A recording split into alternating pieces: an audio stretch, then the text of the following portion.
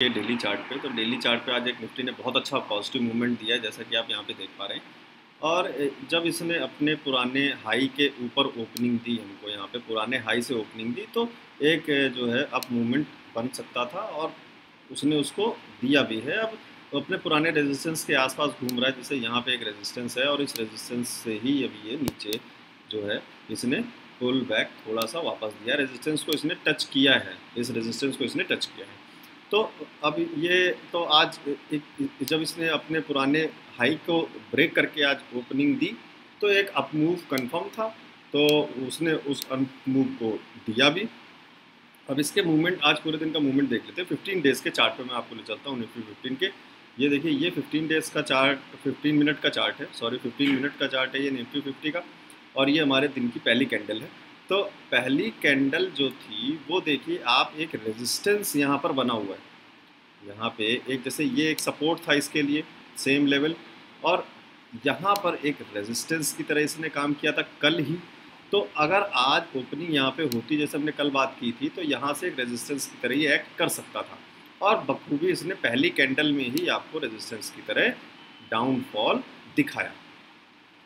जब इसने डाउनफॉल दिखाया आपको, तो आप अब ये देखिए कि नीचे से इसने वापस रिटर्न यहाँ तक आपको दिया है, क्योंकि यहाँ तक देखिए, यहाँ पे एक छोटा सा सपोर्ट था जिसका ब्रेकआउट देके मार्केट ऊपर उठी थी, और पीछे हम देख लेते हैं, यहाँ पर भी एक ब्रेकआउट इसने इसी लेवल पे दिया था और मार्केट ऊपर उठी थी। ये यहाँ पे रेजिस्टेंस की तरह काम कर ही रहा था, तो ब्रेकआउट देने के बाद ये एक सपोर्ट बन चुका था। जैसे कि आप सब लोग जानते हैं कि अगर कोई रेजिस्टेंस है जिस पे बार बार मार्केट जाकर टच कर रही है और ये रेजिस्टेंस की तरह काम कर रहा है बार बार, और जब ये इसका ब्रेकआउट दे देती है तो यही रेजिस्टेंस इसके लिए सपोर्ट बन जाता है। तो यही हुआ यहाँ पर कि ये यहाँ पे रेजिस्टेंस की तरह लगातार 3 बार काम किया इसने, और फिर उसके बाद यहाँ से एक ब्रेकआउट मिला, तो फिर ये देखिए यहाँ पे एक हल्का सा रेजिस्टेंस, मतलब सपोर्ट की तरह काम किया इसने। अभी भी यहाँ देखिए दोबारा फिर इसने रेजिस्टेंस की तरह काम किया, यहाँ पे फिर रेजिस्टेंस की तरह काम किया, और जब यहाँ से दोबारा पुल बैक मार के इसने इसको अच्छा ब्रेकआउट दिया है, तो उसके बाद ये इसके लिए एक सपोर्ट बन चुका था, और उसी सपोर्ट के लेवल पे ही मार्केट ने पुल बैक वापस दिया है। अब यह पुल बैक हम कैसे आइडेंटिफाई कर सकते थे? अगर कैंडल की बात करें तो मैं आपको यही सेम चीज़ अभी आपको 5 मिनट के कैंडल पे दिखाता हूँ। तो ये देखिए, 5 मिनट के कैंडल पे आपका एक बना है अच्छा सा हैमर। ये देखिए, ये डाउन ट्रेंड था और यहाँ बन गया एक हैमर। हैमर ने बता दिया हमें कि ट्रेंड रिवर्स होने वाला है, और यहाँ से मार्केट ऊपर चली गई। तो मैं वापस 15 मिनट पे लगा देता हूँ, जिससे कि हम ये देख सकते हैं कि कितना ऊपर हम टारगेट बना सकते थे यहाँ से। तो ये देखिए, यहाँ पर जो है पहला टारगेट तो हमारा यही रेजिस्टेंस होना चाहिए था, इस रेजिस्टेंस तक।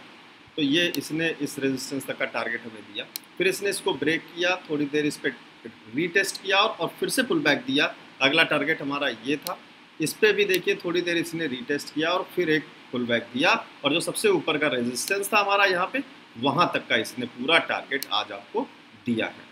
तो एक अच्छा मूव था इसमें। ये अगर हम पहले इस ट्रेड को इग्नोर भी करते तो हमको यहाँ से एक अच्छा अप साइड का मूवमेंट मिल सकता था। ये हम ट्रेड आज निफ्टी 50 में कर सकते थे। अब बात कर लेते हैं निफ्टी बैंक में क्या हुआ है। तो निफ्टी बैंक के डेली चार्ट में छोटी सी डोजी आप देख रहे हैं, डोजी कैंडल बनी है।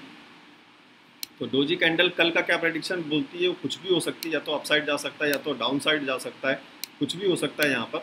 तो अच्छा, एक बार निफ्टी में हम बात कर लेते हैं कि कल मंडे के लिए क्या मूवमेंट हो सकती है। तो मंडे के लिए जैसा कि आप जानते हैं, अगर मार्केट जो है यहाँ से इस पे सपोर्ट लेती रहती है और एक पुल बैक देने की कोशिश करती है, तो हम यहाँ से एक एंट्री लेकर हम ऊपर का एक टारगेट 200 या 250 पॉइंट का यहाँ तक बना सकते हैं, कहीं पहला टारगेट। और अगर ये गैप डाउन ओपनिंग देती है और इसको बार बार रेजिस्टेंस की तरह रिएक्ट करती है, तो हम नीचे की तरफ एक पुट ऑप्शन के साथ जा सकते हैं और अपना पहला टारगेट नीचे जो एक इसके लिए सपोर्ट है, जैसे यहाँ पे एक सपोर्ट है हल्का सा, तो हम यहाँ तक का पहला टारगेट बना सकते हैं। अगर ये इसको ब्रेक करती है तो हम अगला टारगेट ये बना सकते हैं, और अगर इसको भी ब्रेक करती है तो हम अगला टारगेट, जो इनका सबसे नीचे जो सबसे अच्छा सपोर्ट है, यहाँ तक का टारगेट बना सकते हैं। तो ये दो चीज़ हो गई। अगर मार्केट ऊपर खुलती है तो ये यहाँ सस्टेन करनी चाहिए पहले 15 से 20-30 मिनट, और उसके बाद ऊपर का एक ट्रेंड दे, या अगर नीचे गैप डाउन खुलती है तो ये इसको रेजिस्टेंस की तरह काम करे और नीचे के तरफ एक मूव दे। हो सकता है कि यहाँ पे रेजिस्टेंस की तरह काम करते हुए ये ब्रेकआउट दे दे, तो ब्रेकआउट वो फॉल्स ब्रेकआउट भी हो सकता है। हमें तुरंत एंट्री नहीं लेनी, पहले हमें इसको यहाँ पे रीटेस्ट का हमें इंतज़ार करना है, तभी हम ऊपर का एक मूव ले सकते हैं। अब देख लेते हैं बैंक निफ्टी 15 मिनट के कैंडल पे। तो ये देखिए 15 मिनट का कैंडल आज बैंक निफ्टी ने 2 चांस हमको दिए। 2 चांस कौन से दिए? बिल्कुल निफ्टी की तरह ही पहली कैंडल जो है अपने रेजिस्टेंस पे खुली। बैंक निफ्टी जो है अपने रेजिस्टेंस पे ही खुली, जिसकी वजह से यहाँ पे हमको एक फॉल देखने को मिला।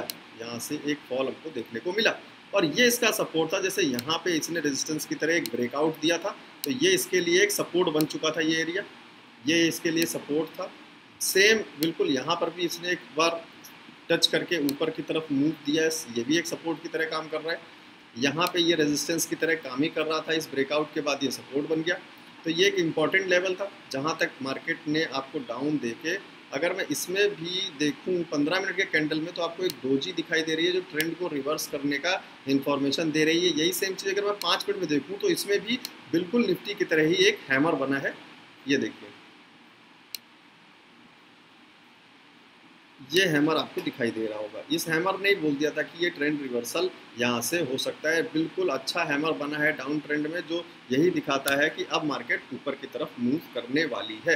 तो आप यहाँ पे या फिर यहाँ पर जब लाइन को क्रॉस कर लिया सपोर्ट को, तो यहाँ पे एक एंट्री लेके कॉल ऑप्शन के साथ आप आराम से यहाँ से जा सकते थे। और कहाँ तक जाते 15 मिनट के चार्ट पर देख लेते हैं। पहला जो हमारा ऊपर का रेजिस्टेंस था, तो पहला टारगेट हम यहाँ तक आराम से बना सकते थे। जब इसने इसका ब्रेकआउट दिया तो हमें फिर इसका रीटेस्ट का इंतज़ार करना था।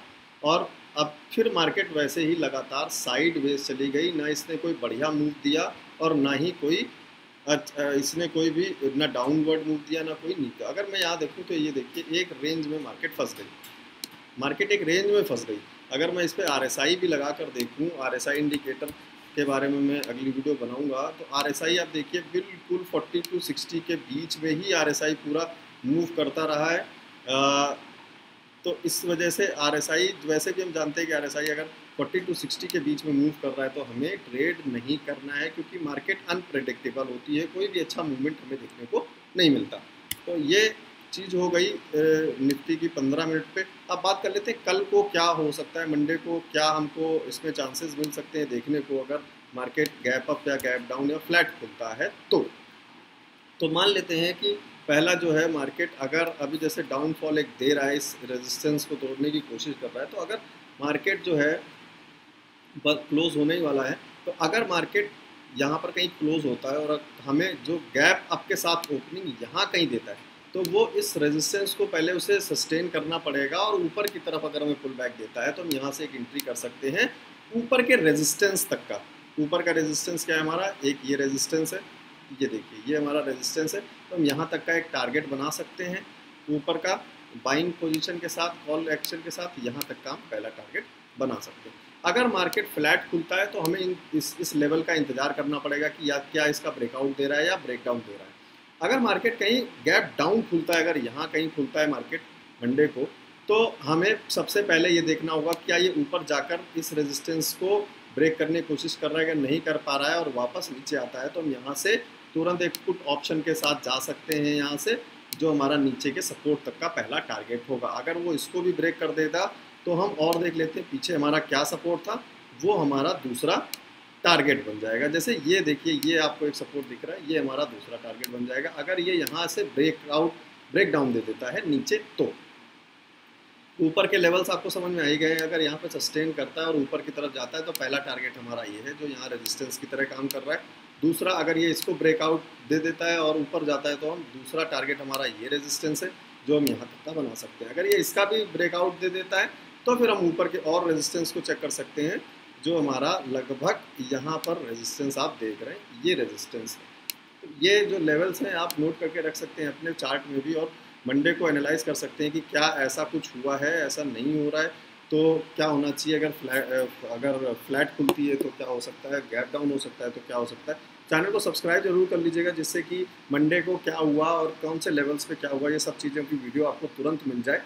और options for tomorrow channel subscribe कर लीजिए, वीडियो को लाइक कर लीजिए अगर आपको ये चीज़ें अच्छी लग रही हैं। आप मेरी पुरानी वीडियोस भी देख सकते हैं जिसमें मैंने कई सारी लेवल्स पहले भी बताए थे और उनके हिसाब से मार्केट ने एक लगभग अप्रॉक्सीमेट मूव्स दिए भी हैं। तो thank you guys for watching. मिलते हैं मंडे को एक नई मार्केट एनालिसिस वीडियो के साथ।